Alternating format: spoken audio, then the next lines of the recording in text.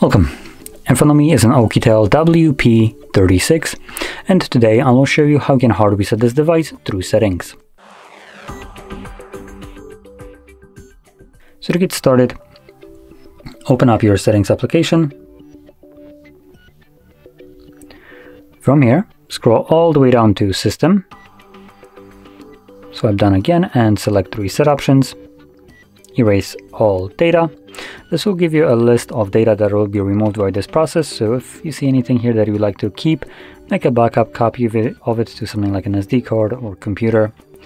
And once you have done so, you can then progress further. Now, assuming you don't want to maybe back up your data at all, you can also just jump straight to erasing it. Now, if you have some kind of screen lock, you will need to confirm it. And then select Erase All Data for the last time. This will now begin resetting the device, and this will take about 2 minutes to finish up.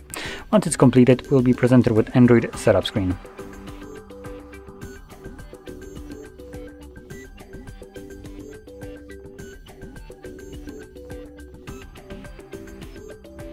And as you can see, the reset is now finished, and you can set up your device however you like. Now, if you found this very helpful, don't forget to hit like, subscribe, and thanks for watching.